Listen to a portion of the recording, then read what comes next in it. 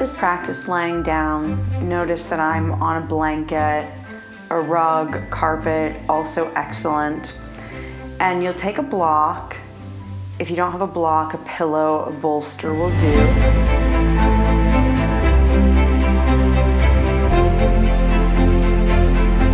Slide the block underneath your sacrum. Then here's the important part. Turn the inner edge of your arms to the ceiling. That's external rotation of the upper arm bones.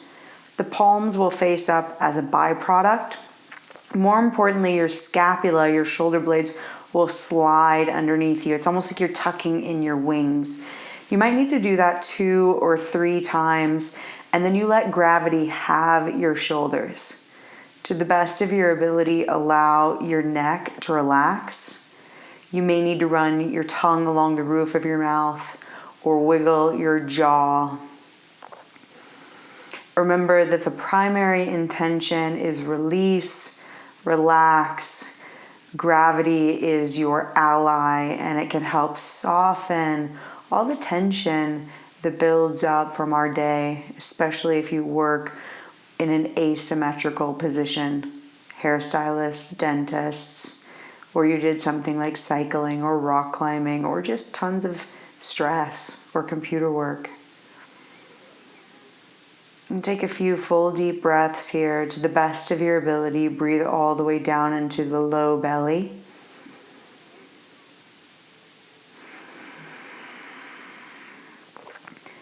If you feel the need to audibly sigh, go for it. That's actually a great sign.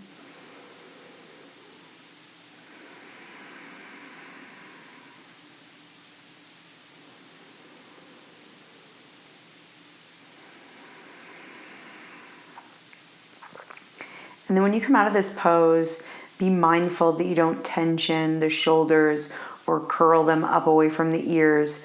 You'll press your heels down, use your legs to lift your hips up, remove the block. You can slide the block away.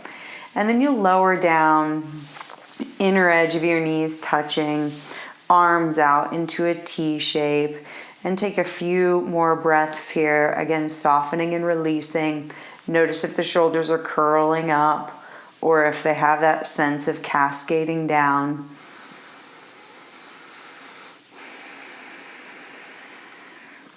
And then we're gonna do like a snow angel action.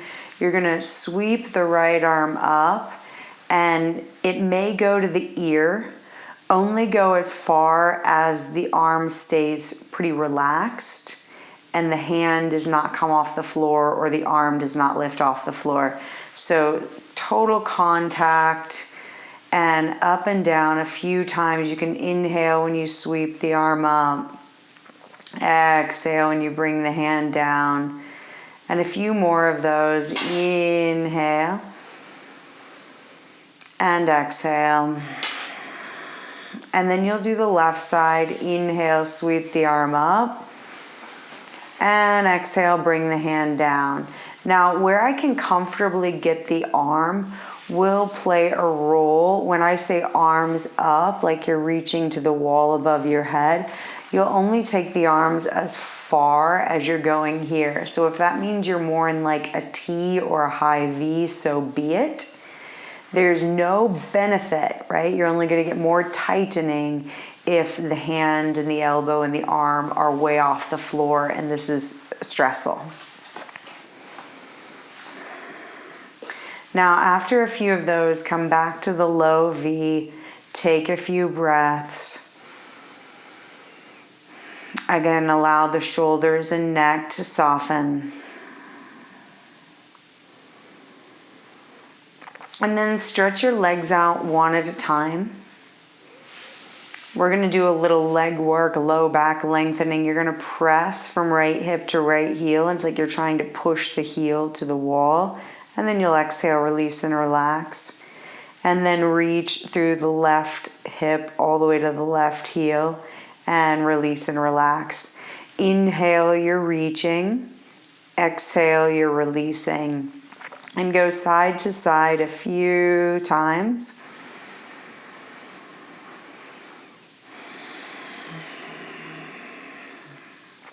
Very good. And then you're going to take the arms up overhead. And again, it may be in that wide V. The arms may be by the ears. And then on the inhale, you're going to reach through right hand, right heel. Exhale, release and relax. Inhale, left heel, left hand. Exhale, let that go. Go side to side a few more times. When you release, it's like this return to your center. When you reach, it's got the quality of a yawn. There's tensioning. And then after about 3 on each side, bring the arms to a cactus shape. And this gets the shoulders in a little different way, and you'll stretch the right arm up on the inhale as you push through the heel. Exhale, right elbow back to cactus. Inhale, left heel, left hand. Exhale, back to cactus. And keep going side to side a few more times.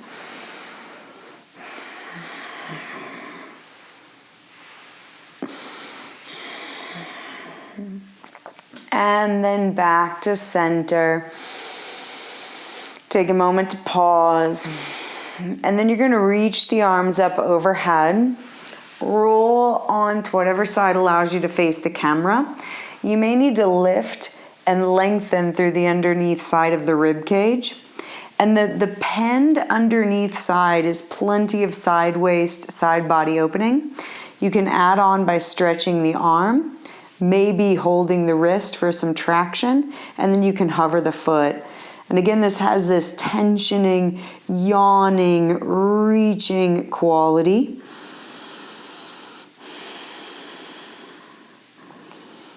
After a few breaths, you'll dissolve the pose slowly. Roll onto your back. Take a moment to pause.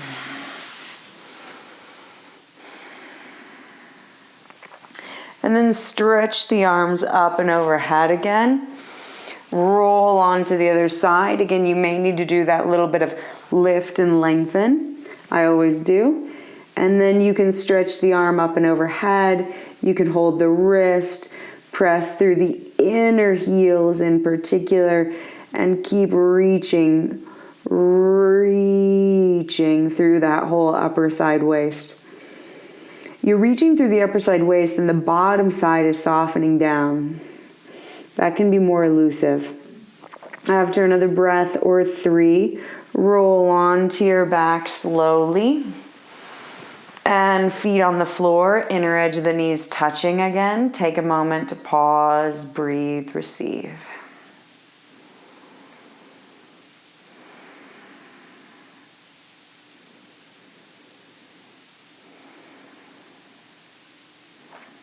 And then feet wide, knees wide, and you'll windshield wiper the legs side to side. You can do 1 breath, 1 movement, or hold for several breaths. I'm of the likelihood to go inhale up, exhale to the side. Inhale, you're lifting. Exhale, you're releasing. A few more like that.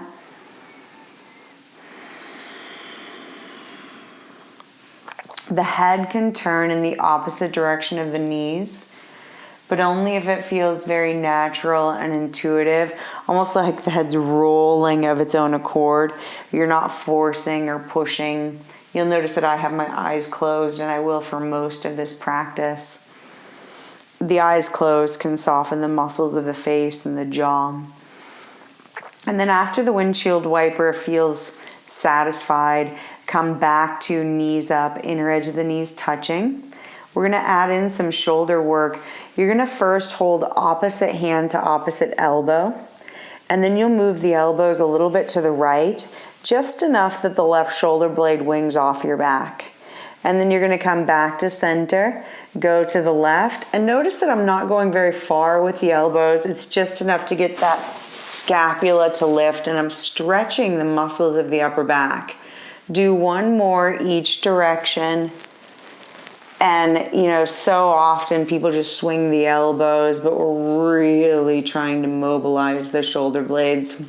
And then after a few of those, adding on by stretching the arms up, palms press, Fingertips stay even and arms stay straight. And you're going to get that same effect. The arms are going to go to the side and the shoulder blade will slide away from the center and the spine. And then you'll return and go the other way. And again, it's not about how far the arms can go. You're just moving the arms to get the shoulder blades to slide side to side. Very good. And then we're going to add on, next time you're going to brush the right hand all the way down the inner edge of the left arm and land so that the right hand's in the center of the chest, left arm is out to the side. And then you'll brush the right hand up the left arm, go the other way, left hand all the way down to the center of the chest and right hand can rest. And then keep going side to side. You'll notice that my head gently follows the arm that's going out to the side and straightening. Also notice that my hand maintains contact with the arm the whole time. Now, next time the left arm goes to the left, knees are going to go to the right in the windshield wiper. And then everything back up to center and go the other way. And keep going side to side with your own breath in your own rhythm. Should feel very soothing, gentle, and loving. And there's a component of this that's about opening up the lymphatic system, moving lymph through the body. Important glands and lymph sites are there under the collarbones and in the center of the chest. And then next time you bring the arms up, stay there and lift your knees up. And then roll over to the right side. And I'm going to roll so that I'm stacked in shoulders and hips. My head's resting comfortably. If you ever need a block or a pillow, feel free to grab it. And then you're going to brush the left arm across your chest and open up into the supine twist. Your hand and arm may be off the floor, that's fine. To the best of your ability, let gravity have the arm. No need to struggle. That usually just engages the muscles we're trying to open. And then you go round and around the starting point versus actually getting all that tension to melt away. And then you're going to bring the left hand back to the right. Take a moment, get stacked again. And the brushing of the arm into the twist ensures you move around the core of the body. You're not just swinging the arm, but you're actually getting that revolution around the central axis of the spine. And that can have huge impacts on the upper back. Even the breathing, story for another day. After about 3 breaths, bring the left hand back to the right. And then roll up, arms up, knees up. Roll over to the left. Take a moment to get settled. And then brush the right hand across the chest, open up into the twist.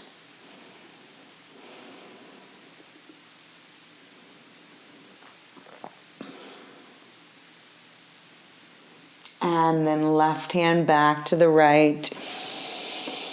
Pause. And then brush open again. I notice that my head is turning. Eyes are still closed. Even when we say something like gaze at a certain point, the intention is to turn your awareness inward, to help direct and focus the eyes, which tend to activate and stimulate the mind. And then bring the right hand back to the left. Take a moment to get settled. And then roll up, arms up, knees up. And then arms back to the T. Feet on the floor. Inner edge of the knees touching. Take another moment to pause, breathe, and receive.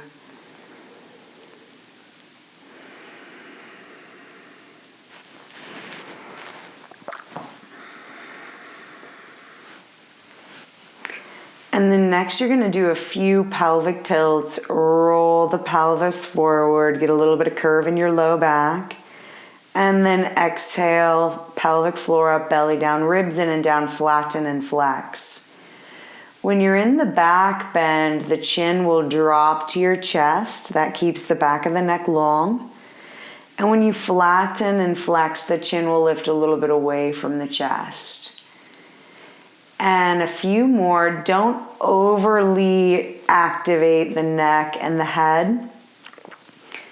We're more using that as a gentle guide to release tension in the neck, but also know if we're a little bit stuck in the upper back. And if the head and neck aren't moving, it's like a traffic jam is happening. We're going to add on, in the spinal undulations, add more chest and upper back opening. Hands go behind your head. You'll roll the pelvis forward and open the elbows out to the side. And then exhale, pelvic floor up, belly down, ribs in and down. Clamp the forearms to your head and curl up. And then keep going, a few more. The clamping of the elbows in is the key to getting more length in the upper back. And the head and upper back do not need to lift very much. You do want to focus on the deep core engagement. And after another 1 or 2, you're going to rest with the hands still behind the head. We're going to add a little bit of a side bend here. You're going to side bend over to the right. So right elbow towards right hip. And then you're going to stretch the left leg out, press through the heel. You press through the heel, keep reaching through left elbow, left armpit, and take a few breaths into the left side waist, left ribs. Option to let the right knee drop out to the right.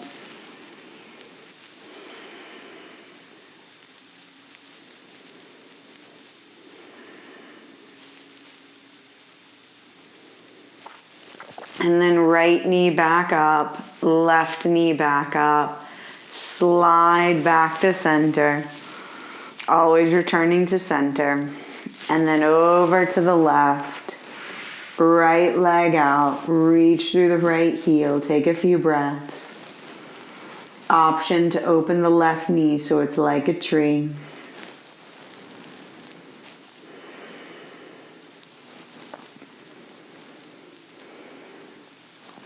And then all the way back up, left knee up, right leg up, slide the head and neck back, and then once again unpack the arms. Allow the inner edge of the knees to come to touching. Take a few breaths into the chest.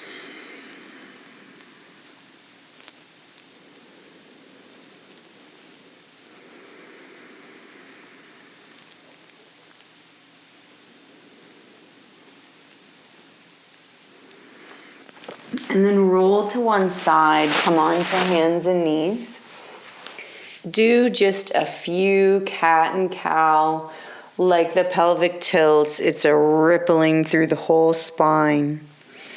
Keep the back of the neck long as you extend into cow. Let the head really hang. You might need to draw the chin a teeny tiny bit into the chest. So it's like the back of the head moves towards the thumb during cat. And a few more.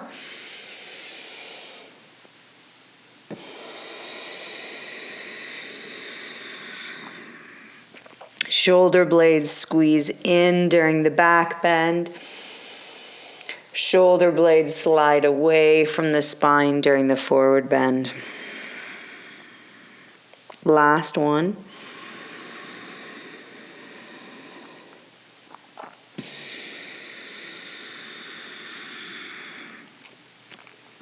And then back to a neutral spine and slide your right hand under your left for a twist. The left hand can be on the floor or up and overhead. Whatever feels like it gives you the most connection to the upper back. And then take just a few breaths here. If you need to put your head on something, go for it. We're at the end of this practice and stay committed to releasing, relaxing, resist, pushing, efforting, straining. And then inhale, unravel. And second side.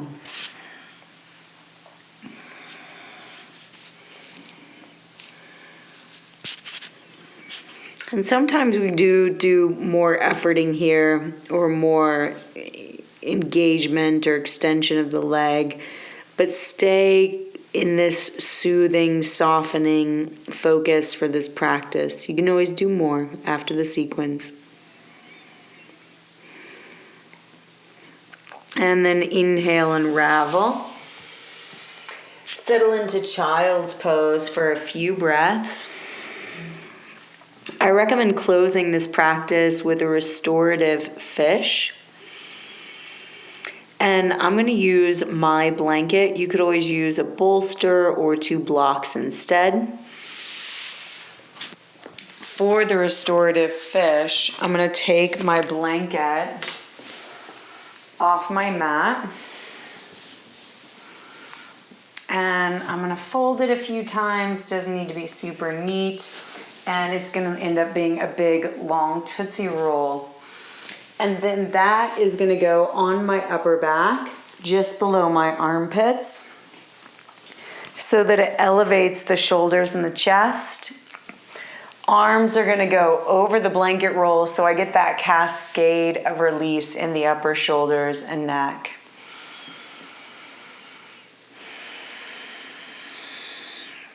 Very, very potent shoulder and chest opener. You may need some support for the head and neck, like a pillow or a blanket roll underneath the neck. When you come out of this, you either roll to one side or you press down through the elbows or the hands, and you lift yourself up, keeping the chest open to the best of your ability. Take your time in this restorative pose. Thank you, as always, for your interest in yoga. Namaste.